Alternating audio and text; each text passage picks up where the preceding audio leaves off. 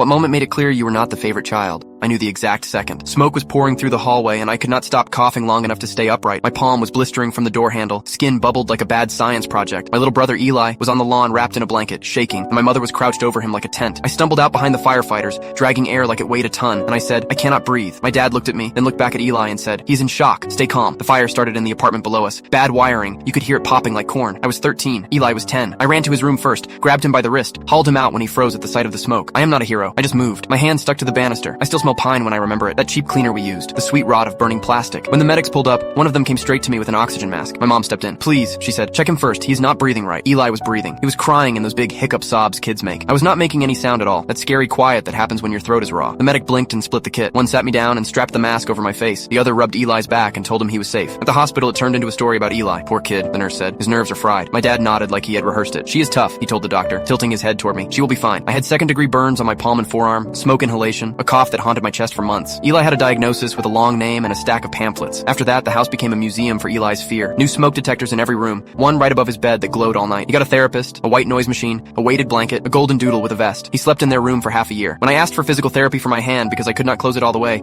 my mother said, "Honey, we can do exercises at home. Insurance is tight." When I said I could not run without wheezing, my dad handed me a brown paper bag and told me to breathe slow. At school, Eli had a note on file. Fire drills meant he sat with the counselor. Tests were retaken if he had a flare-up. When I missed 2 days because my cough came back and the nurse sent me home, I got detention for skipping bio. Mom shrugged. "You know how to push through," she said, and kissed Eli's hair. The worst was 2 years later. I had finally convinced them to let me see a pulmonologist. The referral took forever. The appointment was a Tuesday. Monday night, Eli had a panic spiral about his first overnight field trip. He sat on the floor, knees to chest, going quiet in that way that makes my mother's eyes go wide. "We should cancel," she told my dad. "Eli needs a specialist who deals with travel anxiety now." I pointed at my chest. "I need the lung guy that took 6 months to book." Dad said, "You have been breathing like this for years. 1 week will not kill you." He said it like he was sure. They sent the deposit to a therapist who teaches breathing in cars and airplanes. I never saw the pulmonologist. I started saving for art school in secret. I worked the early shift at the bakery, stood behind the espresso machine with my stiff hand and faked it. I got into a program out of state, partial scholarship. I brought the letter to the kitchen table and I was shaking a little, which I never do. "We cannot afford that," Mom said before she finished reading. "Eli needs ongoing treatment." Dad did not look up. "You know that," he said. "Eli tried community college. He lasted 1 semester, came home, and the dog got a second vest. Last winter, Eli called me. We had not talked in months. He said,